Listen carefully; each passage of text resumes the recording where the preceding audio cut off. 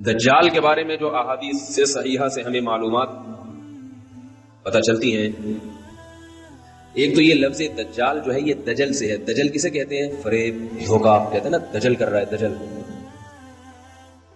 حدیث میں آتا ہے قرب قیامت میں دجال ظاہر ہوگا،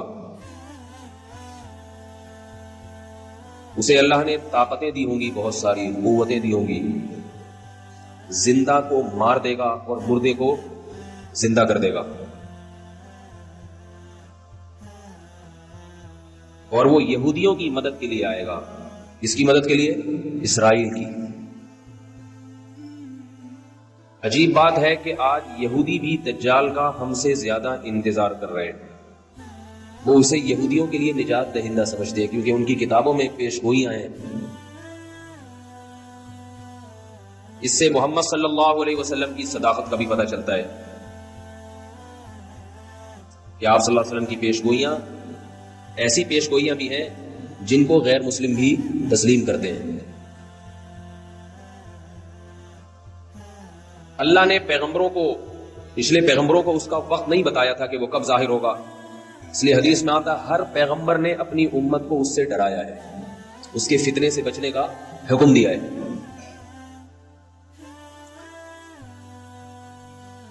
لیکن محمد صلی اللہ علیہ وسلم کے دور تک وہ نہیں آیا، یہ اس کی علامت تھی کہ وہ کس امت میں ظاہر ہوگا؟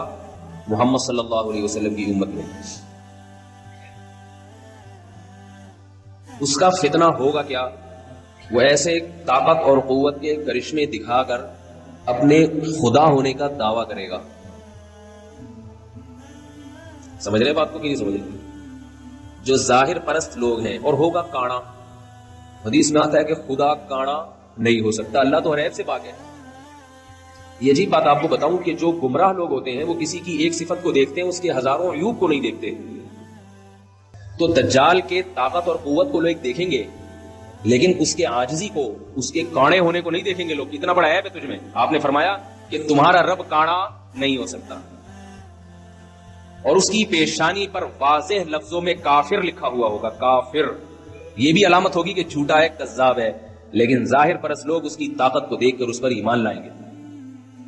حدیث میں آتا ہے اس کے ایک طرف آگ ہوگی اور ایک طرف باغ ہوگا، جو اس پر ایمان لائے گا اس کو باغ میں داخل کرے گا، اور جو ایمان نہیں لائے گا اس کو آگ میں پھینک دے گا۔ آپ صلی اللہ علیہ وسلم نے فرمایا جو آگ ہے حقیقت میں وہ جنت کا باغ ہے، اور جو باغ ہے حقیقت میں وہ آگ ہے۔ آپ صلی اللہ علیہ وسلم نے فرمایا جمعہ کے دن سورہ کہف پڑھنے والا دجال کے فتنے سے محفوظ رہے گا۔ دجال آئے گا کیوں؟ یہودیوں کی مدد کے لیے۔ کس دور میں آئے گا؟ جس دور میں حضرت مہدی ظاہر ہوں گے۔ سمجھ رہے نہیں سمجھ رہے بات؟ اور دجال کو قتل کون کرے گا؟ مسلمانوں میں طاقت نہیں ہوگی دجال کو قتل کرنے کی، اس کی طاقت اور قوت کی بنا پر۔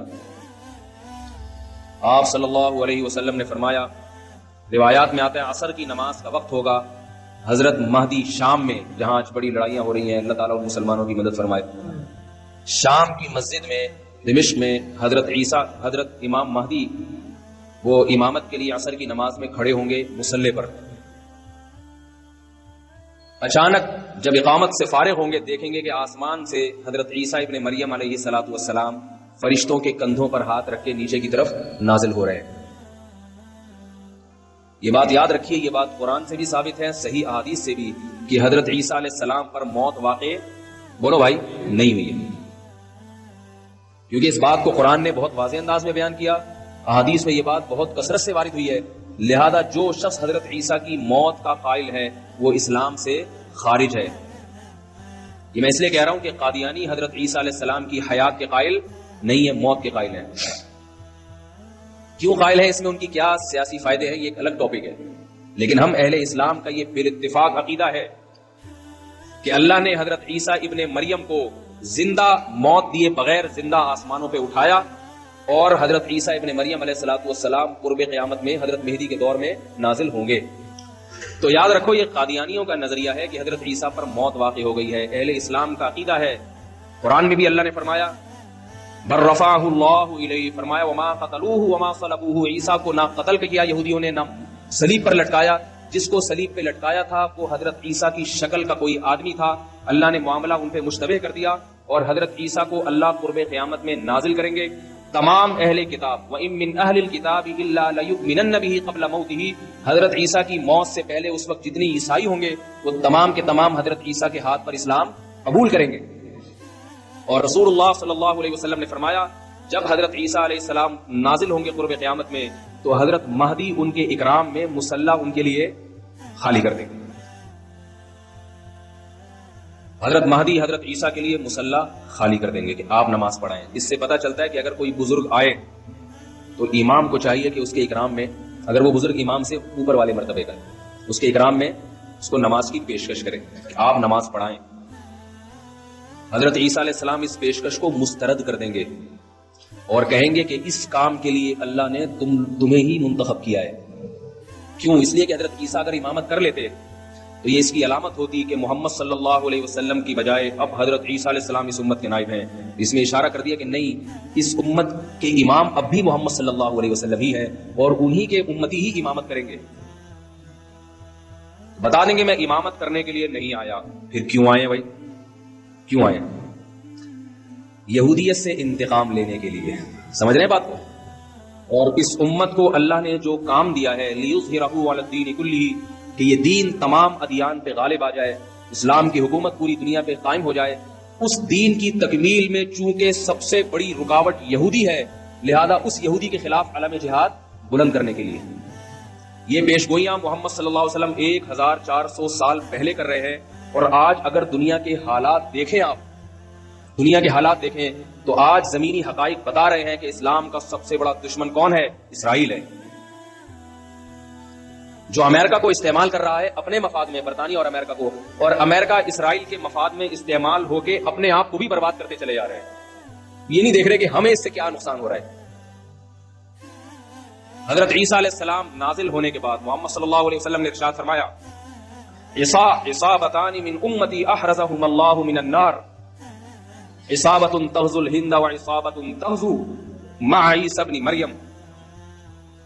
میں سوچتا ہوں کیسے مبارک لوگ ہوں گے جن کو نبی کی زیارت نصیب ہوگی, حضرت عیسیٰ ابن مریم علیہ الصلوۃ والسلام. کاش اللہ ہمیں بھی ان لوگوں میں شامل کر لے اور ایسے کاموں کی توفیق عطا فرمائے جس سے ان لوگوں میں شمولیت ہمارے لیے آسان ہو جائے. فرمایا میری امت کے 2 گروہ ایسے ہیں جن پر اللہ نے جہنم کو حرام کر دیا ہے. ایک وہ گروہ جو ہندوستان پر حملہ کرے گا جیسے محمد بن قاسم نے کیا, اور دوسرا وہ گروہ جو عیسیٰ ابن مریم کے ساتھ مل کر قتال کرے گا. جہاد کے مخالف لوگوں کو اپنے نظریے پر غور کرنا چاہیے. ایسا نہ ہو جہاد کی مخالفت آپ کو اندھا کر دے اور آپ اسلامی تعلیمات سے پیچھے ہٹ جائیں. اللہ نے جو کچھ جہاد سے محبت کرنے والوں کے لیے, جو کچھ اللہ نے اس دنیا میں اور آخرت میں رکھا ہے, وہ مخالفت کرنے والوں کے لیے نہیں رکھا. حضرت عیسیٰ علیہ السلام نازل ہو کر جہاد کریں گے اور حدیث میں آتا ہے کہ دجال کو قتل کریں گے. یہی وہ دور ہوگا جس میں یاجوج ماجوج ایک مخلوق ہے جس کا قرآن مجید میں تذکرہ ہے. بہت بڑی مخلوق ہے, بہت کثرت سے ہے. کسی وادی میں ان کو بند کیا تھا حضرت ذوالقرنین نے. حضرت ذوالقرنین نے سیسا پلائی ہوئی دیواریں کھڑی کر کے یاجوج اور ماجوج کو وادیوں میں بند کر دیا. وہ وادیاں کہاں ہیں اس کا ہمیں نہیں, کوئی کہتے چین میں, کوئی کہتے دیواریں چین کے پیچھے, کوئی کہتے کہاں ہیں, ہمیں نہیں پتا کہاں ہیں. یہ سوالی فضول ہے کہاں ہے. اللہ نے جہاں کرنا تھا وہاں کر دیا. حدیث میں آتا ہے جب یاجوج ماجوج اتنی کثرت سے اہل اسلام کو, انسانوں کو قتل کریں گے, حضرت عیسیٰ علیہ الصلوۃ والسلام بھی ان کے قتل کرنے سے عاجز آ جائیں گے. اللہ سے دعا مانگیں گے, اللہ سے دعا مانگیں تو اللہ ان کی دعا کو قبول کرے گا اور یاجوج ماجوج کو ہلاک کرے گا. اتنے کثرت سے ہلاک ہوں گے کہ زمین انسانی لاشوں کے تعفن سے بدبودار ہو جائے گی. اللہ آسمان سے بارشیں برسائیں گے اور ان کی لاشوں کو بہا کے سمندروں میں, دریاؤں میں پھینک دیں گے, جس سے زمین پاک صاف ہو جائے گی. اور پھر اسلام کی مخالفت کرنے والا اس روئے زمین پر کوئی بھی نہیں بچے گا. محمد صلی اللہ علیہ وسلم نے ارشاد فرمایا کہ اس وقت حضرت عیسیٰ ابن مریم زمین کو ایسا انصاف سے بھر دیں گے, خنزیر کا خاتمہ کریں گے, سور کی نسل ختم کر دیں گے تاکہ کوئی سور کا گوشت اپنے پیٹ میں دوبارہ نہ اتار سکے. جو مسلمان یورپ میں رہتے ہیں اور وہ کہتے ہیں ہم سے خوراک ہمیں یہاں ملتا ہی سور کا گوشت ہے اور سور کے گوشت کی کوفتے بنا بنا کے کھا رہے ہیں, ان کو میں یہ اللہ کا واسطہ دے کے کہتا ہوں کہ دیکھو سور کتنی گندی اور اتنی ناپاک چیز ہے کہ اللہ نے اس کی نسل کے خاتمے کے لیے ایک پیغمبر کا انتخاب کیا کہ اس کی نسل ختم کر دے وہ. اگر اس کے کھانے کی کچھ بھی گنجائش ہوتی تو حضرت عیسیٰ کی ذمہ داریوں میں سے یہ ذمہ داری نہ ہوتی کہ سور کی نسل کا خاتمہ کر دیں گے. حدیث میں آتا ہے, آخری بات کر کے بات ختم کرتا ہوں تاکہ یہ نشانیاں مکمل ہو جائیں. رسول اللہ صلی اللہ علیہ وسلم نے فرمایا زمین کو عدل سے بھر دیں گے, انصاف سے, اور جب زمین پر اللہ کی عبادت کثرت سے ہوگی, زمین زنا سے, بدکاری سے, چوری سے, رشوت سے پوری روئے زمین پاک ہو جائے گی, تو اس کی برکتیں اللہ آسمان سے اللہ کی طرف سے برکتیں کھلیں گی. جس زمین پر گناہ ہوتے ہیں اس زمین میں رزق کی برکت کو ختم کر لیا جاتا ہے. آج پھلوں میں ذائقے ختم ہوتے چلے جا رہے ہیں, آج گندم میں ذائقہ ختم ہو گیا ہے. روٹی آپ پہلے دیکھیں بچپن میں ایسی خوشبودار روٹی, اب روٹی کا مزہ ہی نہیں ہے. آمدنوں میں برکت ختم, لاکھ 1.5 لاکھ روپے کما رہے ہیں, مہینے کے آخر میں پھر بھی روتے پھر رہے ہوتے, پیسے نہیں. تو محمد صلی اللہ علیہ وسلم نے فرمایا جب زمین میں تقویٰ ہوگا اور اللہ کی عبادت ہوگی تو اللہ اپنی برکتیں کھول دیں گے. آسمان سے ایسا برکت والا پانی برسے گا, ایسی بارشیں ہوں گی زمین میں کہ آپ نے 2 مثالیں دی, ایک انگور کی اور ایک انار کی. فرمایا انگور اتنے بڑے بڑے پیدا ہوں گے کہ ایک انگور کے دانے کو نچوڑ کے کئی لوگ گلاس بھر بھر کے سیراب ہو جائیں گے اس سے, اتنے بڑے بڑے انگور پیدا ہوں گے. اور فرمایا انار اتنے بڑے بڑے پیدا ہوں گے کہ انار کے چھلکے کو لوگ سائبان کے طور پہ استعمال کریں گے. انار کا چھلکا باقاعدہ چھتریوں کی طرح بڑا ہوگا. انار کتنا بڑا ہوگا, اس کے دانے کتنے بڑے بڑے. یہ اللہ کی طرف سے انسانوں پہ رزق برسے گا. کیوں برسے گا؟ کہ انسان تقوی والی زندگی پر اور حلال والی زندگی پر آ جائے. یہ کام تو میرے بھائی حضرت عیسیٰ کے زمانے میں ہوگا اور انشاءاللہ ہو کے رہے گا. لیکن ہمارے زمانے میں اس سے پتہ ہمیں کیا سبق ملتا ہے کہ اللہ نے تقوی والی زندگی میں برکت رکھی ہے. حلال تھوڑا ہو اس میں برکت زیادہ ہے, حرام زیادہ ہو اس میں برکت ختم کر دی جاتی ہے. حرام خور آدمی کروڑوں روپے کما کے بھی اس کی پیٹ بھرتا نہیں ہے. اپنے ملکوں کے حکمرانوں کو دیکھ لو, کروڑوں کھربوں روپے کھا گئے مگر پھر بھی ان کا دل نہیں بھرتا. پیٹ اتنے سے ہیں مگر جو ہوس ہے وہ سمندروں جیسی بڑی ہوئی ہے, خلاؤں جیسی بڑی ہوئی ہوس ہے, وہ کبھی ختم نہیں ہوتی. حلال آدمی کی خواہش اللہ تھوڑے سے میں پوری کر دیتے ہیں. تو اللہ تعالی ہمیں ان خوش نصیبوں میں شامل کرے جو حضرت عیسیٰ ابن مریم کی زیارت کریں گے اور ان کے ساتھ مل کر لڑیں گے. اور اگر بالفرض یہ ہماری زندگی میں مقدر نہیں ہے تو اللہ ہمیں وہ کام کرنے کی توفیق عطا فرمائے جس کام کی تکمیل اللہ حضرت عیسیٰ کے ذریعے کریں گے. ان کاموں کی توفیق عطا فرمائے.